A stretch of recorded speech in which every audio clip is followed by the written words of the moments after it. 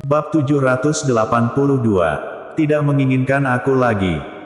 Jerry yang pernah menipu Lesikin ketika dia berada di hotel tempat Sulisia menginap. Kali ini, dia tidak mengatakan mengapa dia tidak pulang, dia hanya memberitahu Lesikin dan putrinya untuk tidak menunggunya. Awalnya, Jerry yang mengira Lesikin akan bertanya, tetapi tanpa diduga, Lesikin tidak bertanya apa-apa, hanya berkata dengan nada datar, "Oke." Lesikin hanya mengatakan satu kata, dan menutup telepon terlebih dahulu. "Apakah telepon dari kakak ipar?" tanya Charles Ma. Jerry yang mengangguk, tapi tiba-tiba dia sedikit kesal di hatinya. Meskipun Lesikin hanya mengatakan, "Oke," Jerry yang merasa bahwa suasana hati Lesikin sangat aneh. "Tidak masalah jika kamu tidak kembali sekarang. Dengan keadaan kamu yang menyedihkan begini, siapapun yang melihatnya akan mengira kamu terluka parah." Charles Ma berkata, "Jika tidak mengetahui tubuhmu, aku juga akan mengira kalau kamu sekarat." Jerry yang sepertinya tidak mau mengatakan lebih banyak, dia bangkit dan berkata, "Siapkan kamar untukku, aku akan tidur dulu." "Oke." Melihat bahwa suasana hati Jerry yang sedang tidak baik, Charles Ma tidak berani bertanya lagi, dan dengan cepat membawa Jerry yang ke kamar tamu. Jerry yang berbaring di tempat tidur, bolak-balik, tetapi tidak bisa tidur, pikirannya penuh dengan Lesikin. Di kamar Sulisia sebelumnya, ketika Lesikin menelepon, dia berbohong kepada Lesikin bahwa dia sedang sibuk. Itu adalah pertama kalinya dia berbohong kepada Lesikin, dan dia sangat menyalahkan dirinya sendiri. Tapi sekarang, yang dia khawatirkan adalah ketika Sulisia jatuh di kamar mandi, teriakannya didengar oleh Lesikin. Meskipun dia berbohong kepada Lesikin bahwa itu adalah suara wanita yang jatuh di pinggir jalan, dia masih merasa tidak nyaman. Baru saja, Lesikin menelepon, dan ketika Jerry yang mengatakan dia tidak bisa kembali, Lesikin hanya mengatakan, "Oke," dan suasana hatinya jelas tidak benar. Tepat ketika Jerry yang bolak-balik dan tidak bisa tidur, Sulisia yang berada jauh di hotel juga mengalami kesulitan tidur. Sudah 2 jam sejak Jerry yang pergi, tapi Sulisia masih belum bisa tidur, pikirannya penuh dengan semua yang terjadi di kamar mandi sebelumnya.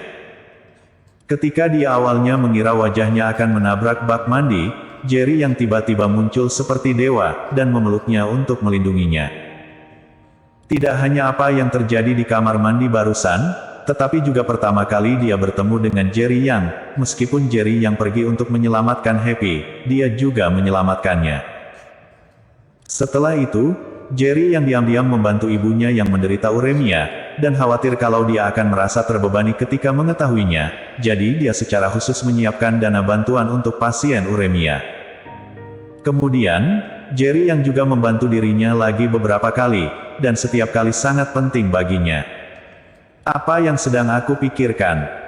Sulisia tiba-tiba menghela nafas dan menutup matanya. Namun, air mata mengalir dari sudut matanya yang tertutup. Dia tahu bahwa dia jatuh cinta pada Jerry yang, seorang pria yang tidak memiliki masa depan dengannya. Di sisi lain, di mansion di puncak awan, Lesikin juga tidak bisa tidur. Dia berbaring di tempat tidur, sedangkan Happy sudah lelah menangis dan meringkuk ke dalam pelukannya. Dan matanya merah dan bengkak, jelas sudah menangis. "Kenapa? Kenapa kamu berbohong padaku?" Lesikin memikirkannya, dan air matanya tiba-tiba jatuh lagi. Dia tidak bisa mengingat dengan jelas, sudah keberapa kalinya dia meneteskan air mata malam ini.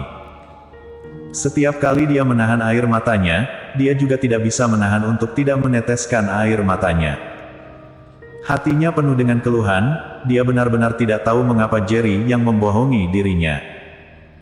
Mengenai jeritan seorang wanita yang terdengar dari telepon sebelumnya, Jerry yang menjelaskan bahwa itu adalah suara seorang pejalan kaki yang jatuh, dan dirinya telah memilih untuk mempercayainya. Tapi yang membuat dia kecewa adalah, ketika dia siap menutup telepon, wanita itu malah mengatakan bahwa dia terpeleset dan jatuh di kamar mandi, dan meminta bantuan Jerry yang. Dan yang membuatnya putus asa adalah Jerry yang malah menjawabnya dan mengatakan bahwa dia akan segera pergi. Di tengah malam, Jerry yang berada di kamar dengan seorang wanita, bagaimana mungkin tidak terjadi apa-apa.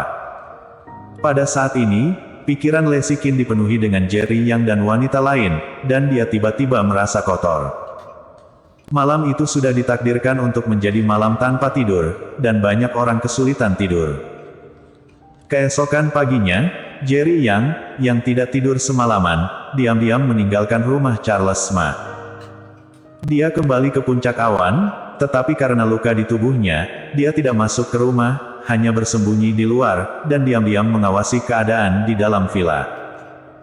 Dia melihat David Kin yang sedang sibuk di dapur, dan juga melihat Yumi Kin yang baru saja berdandan dan keluar dari kamar tidur, tetapi dia tidak melihat Lesikin muncul untuk waktu yang lama.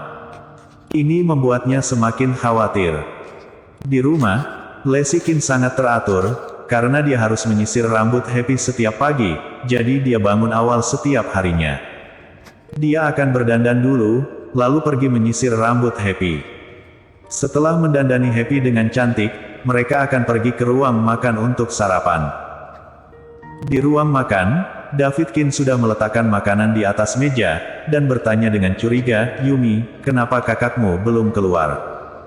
Yumi Kin juga merasa aneh, "Aku akan memanggilnya." Segera, Yumi Kin datang ke pintu kamar Lesikin, dan ketika dia mengulurkan tangannya untuk mengetuk pintu kamar tiba-tiba terbuka. "Kakak, mengapa kamu?" Tepat ketika Yumi Kin hendak bertanya, dia tiba-tiba menyadari bahwa mata Lesikin merah dan bengkak, dan moodnya tidak benar, jadi dia menjadi cemas. "Kakak, ada apa denganmu? Apakah kamu menangis tadi malam dan tidak tidur? Kalau tidak, mengapa kondisimu terlihat sangat buruk?" Lesikin menunjukkan senyuman dengan paksa, "Aku lembur tadi malam, dan minum terlalu banyak kopi, jadi aku tidak bisa tidur tadi malam." "Kakak, jangan bohong padaku, kamu pasti sudah lama menangis," kata Yumi Kin dengan wajah tertekan. Setelah tinggal bersama Lesikin selama bertahun-tahun, bagaimana mungkin dia, sebagai adiknya, tidak bisa melihat bahwa Lesikin telah menangis. "Ngomong-ngomong, di mana kakak ipar? Mungkinkah dia menindasmu?" Yumi Kin tiba-tiba berkata dengan agresif. Setelah itu, dia langsung bergegas ke kamar Lesikin. "Jerry yang keluar, mengapa kamu menindas kakakku?" Begitu Yumi Kin memasuki ruangan, dia meraung dengan marah, dan wajahnya penuh amarah. Namun, dia tidak melihat Jerry yang di tempat tidur, jadi dia bergegas ke kamar mandi, tetapi Jerry yang juga tidak ada di sana. "Yumi, berhentilah membuat masalah, aku baik-baik saja, dan Jerry yang tidak menindasku." Lesikin bahkan tidak memiliki kekuatan untuk berbicara, hanya berkata dengan lemah, "Sudah waktunya sarapan, dan aku harus pergi bekerja setelah makan." "Kakak, kamu pasti menyembunyikan sesuatu dariku. Apa yang terjadi?" Yumi Kin sangat khawatir dengan Lesikin dan terus bertanya. Mata Lesikin merah, air matanya terlihat akan mengalir, dia juga tidak berbicara, hanya menggelengkan kepalanya, "Aku akan makan dulu." Setelah itu, dia berbalik dan pergi ke ruang makan. Melihat Lesikin pergi, Yumi Kin merasa kasihan. "Happy, beritahu Bibi, apakah ayah dan ibu bertengkar?" Yumi Kin bertanya pada Happy. Happy tiba-tiba cemberut dan air matanya mengalir keluar. "Happy, kenapa kamu menangis? Apakah ayah dan ibu bertengkar?" kata Yumi Kin dengan cemas. Happy mulai menangis, "Ayah dan ibu bercerai, dan ayah tidak menginginkanku lagi, dia tidak menginginkanku lagi." Mendengar kata-kata Happy, Yumi Kin merasa seperti disambar petir, dan benar-benar terpana, wajahnya juga penuh keraguan, bagaimana mungkin? Hubungan mereka begitu dalam, bagaimana mungkin mereka bercerai? Bersambung.